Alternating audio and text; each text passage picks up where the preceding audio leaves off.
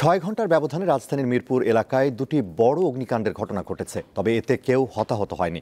বৃহস্পতিবার গভীর রাতে গাবতলীর শাহী মসজিদ এবং দুপুরে ভাসানটেকের বিআরপি বস্তিতে আগুন লাগে। এ সময় দোকানে লুটপাট হয় বলে অভিযোগ পাওয়া গেছে। রাজধানীর মিরপুরের ভাসানটেকে বিআরপি বস্তিতে বৃহস্পতিবার বেলা ১১টার দিকে আগুনের ঘটনা ঘটে।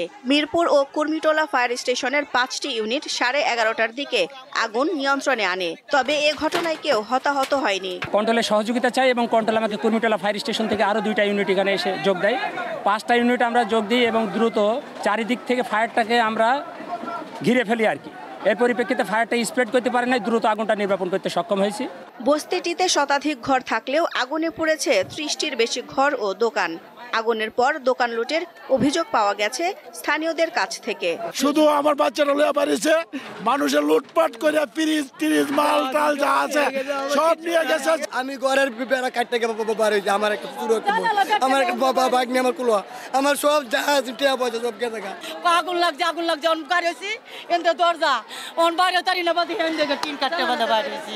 এর আগে বুধবার দিবাগত গভীর রাতে গাবতলীর শাহী মসজিদ বস্তিতে ভয়াবহ আগুন লাগে। 1.5 ঘন্টার চেষ্টায় ফায়ার সার্ভিসের 8টি ইউনিট আগুন নিয়ন্ত্রণে আনে। পুরো গেল 12 লাখ টাকা। 5 ডিসিমাল জায়গা নিছিলাম, জায়গাটা কেবল 50,000 টাকা আমি বায়না করছি। এখন সরকারে আমাকে কোন যা বসাইব না বসাইব একটু বসা দিক, আমরা কয় যাম।